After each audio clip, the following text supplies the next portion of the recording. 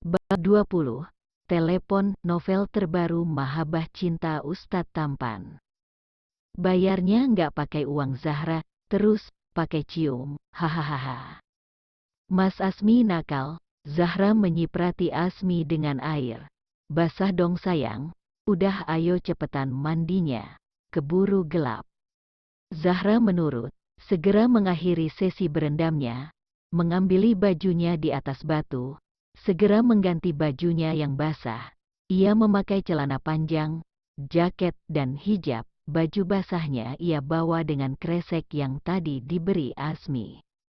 Mereka segera menyusuri jalan setapak dengan kabut yang mulai turun. Sesekali Asmi memegangi pundak Zahra yang hampir beberapa kali terjatuh. Suara Zahra membuka percakapan mereka sambil menyusuri jalan dan ilalang. Mas, Mas gak mau tanya aku, tentang, apa gitu? Kan udah, kapan? Tadi siang. Apaan sih, tanya perasaan kamu ke Mas? Ih bukan, terus, Mas kok gak pengen tahu kenapa aku mau pindah kursus? Kamu mau Mas tanya itu, Mas apa gak penasaran? Ya penasaran sih, tapi Mas gak mau kamu terganggu. Dek, Zahra tidak menyangka itu alasan Asmi. Kukira Mas memang cuek, gak mau tahu alasanku. Ya gak mungkin dong. Kalau cuek ngapain Mas bela-belain ke sini? Mas tapi apa beneran gak keberatan aku pindah kursus? Ya gak apa-apa, asal kamu suka. Mas gak sayang sama uangnya, kan Mas udah ngelunasin 30 juta, ya lebih sayang sama kamu lah.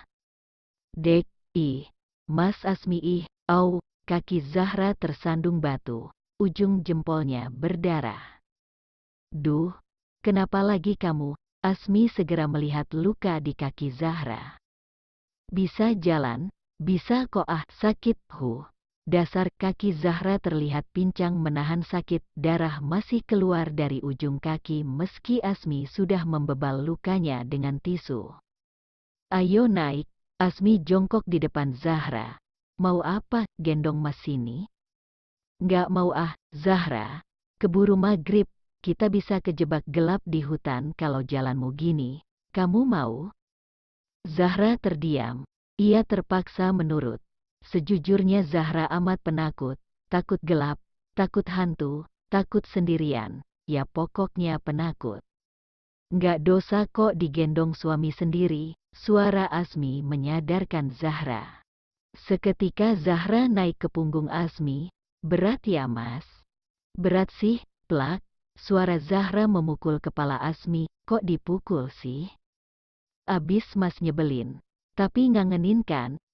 Suara mereka mereda saat melewati sungai kecil. Zahra mengeratkan pegangannya di leher Asmi. Dada Asmi setengah mati menahan rasa yang bergejolak di dada. Wangi tubuh Zahra meracuni otaknya. Dasar Asmi, hampir ia terpeleset saat melewati bebatuan kali. Untunglah ia masih beruntung. Kakinya berhasil bertumpu. Zahra setengah mati terkaget. Memeluk erat tubuhnya dari belakang. Nafas mereka beradu. Terdengar jelas nafas Zahra mengembus tengkuk Asmi. Jelas bulu kuduknya berdiri semua. Mas, dalam, apa? Mas kok baik banget sih sama aku? Kan Mas fans berat kamu, berapa kali Mas bilang? Mas beneran gak apa-apa, uangnya hilang 30 juta. Gak apa-apa, beneran. Daripada Mas kehilangan kamu. Dek, kenapa Asmi seolah sudah tahu? Kamu gimana? Mau kursus langsung atau bagaimana? Pengen kursus langsung aja, di Mirna Marini aja. Aku mau ngedalamin kebaya dulu aja. Oke. Mas kok kayaknya nggak suka, nggak gitu. Mas mau ngelanjutin proyek yang Mas bicarain tadi loh. Masalah teh, Mas butuh ke Blitar dalam waktu dekat. Ada proyek sedikit, siapa tahu bisa buat nambahin kursus kamu di Paris. Kalau kamu langsung ke Paris, Mas kan bisa ajakin kamu ke Blitar. Kalau kamu mau kursus langsung, ya terpaksa Mas pergi ke Blitarnya sendiri. Lama toh Mas, semingguan. Tapi ya buat Mas udah lama banget. Kapan Mas berangkat? 3 hari lagi. Zahra diam. Gimana? Tapi aku udah pengen banget sekolah. Ya udah, Nggak apa-apa ya, kita LDR dulu. Ih, iya nggak apa-apa. Kamu berani sendirian di sini. Beranilah Mas. Oke. Ada gurat kecewa di hati Asmi sebenarnya. Ia berharap Zahra mau menunda kursusnya dulu. Ia khawatir sebenarnya pada Zahra. Tapi rupanya Zahra keke ingin kursus terlebih dahulu. Langkah kaki Asmi menapaki jalanan hotel. Mereka berdua segera membersihkan diri menyambut maghrib. Zahra masuk ke kamar mandi terlebih dahulu. Sedangkan Asmi masih menunggu giliran mandi sambil menyesapi tembakau. Drer, drer, drer. Zahra, HP kamu bunyi. Siapa Mas? Nggak ada namanya. Kayaknya mbak-mbak laundry hotel Mas. Tadi aku tukeran nomor HP. Janjian mau ambil bajuku abis maghrib. Angkat aja Mas. Suara Zahra dari balik pintu kamar mandi. Oke. Aku loudspeaker aja ya. Kamu ngomong dari situ. Suara dari ujung telepon terhubung. Halo, Zahra. Assalamualaikum, aku kangen banget. Suara pria di ujung telepon. Seketika darah Asmi mendidih. Zahra terkesiap. Ia bergegas keluar dari kamar mandi. Ia bahkan sampai lupa kalau ia hanya mengenakan handuk karena gugupnya. Halo, Zahra. Halo, tutut. HP direbut Zahra dan langsung dimatikan paksa. Asmi keluar kamar sambil membanting pintu. Brak, pintu dibanting dengan kerasnya. Zahra terkesiap. Ia mengecek nomor siapa itu. Sial, itu nomor Zayan yang sengaja tidak ia simpan. Bagaimana mungkin ia ceroboh membiarkan Asmi mengangkat HP-nya.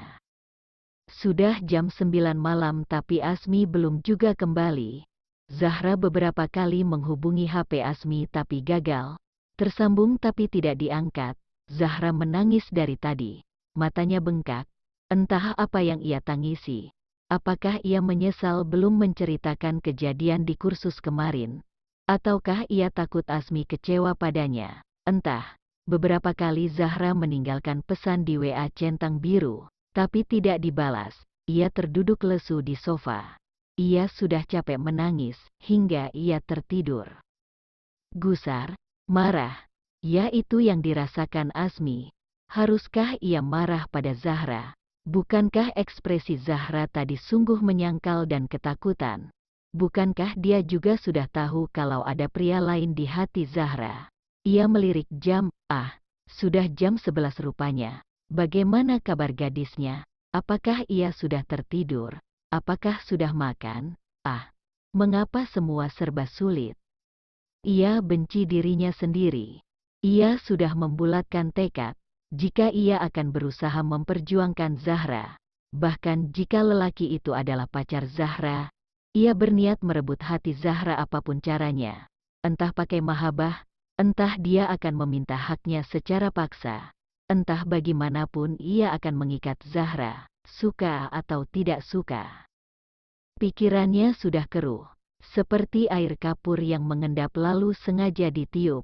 Kacau, ya, kacau. Diam-diam mulutnya merapal doa mahabbah, merapal semua doanya, menyelipkan nama Zahratun Nisa pada bait doanya, merapalnya dalam-dalam. Mahabbah, siapa yang tidak tahu, membuat nama yang disebut jatuh cinta setengah mati, yang menolak bahkan akan datang menghibah, mengejar-ngejar tanpa ampun.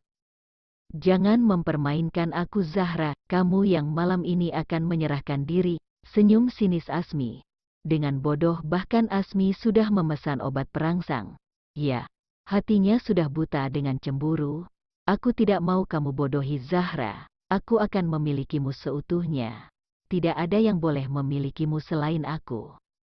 Bersambung, silahkan yang belum subscribe boleh subscribe dulu di kolom bawah. Dan jangan lupa like terus komentar. Sampai jumpa di bab selanjutnya. Terima kasih, see you.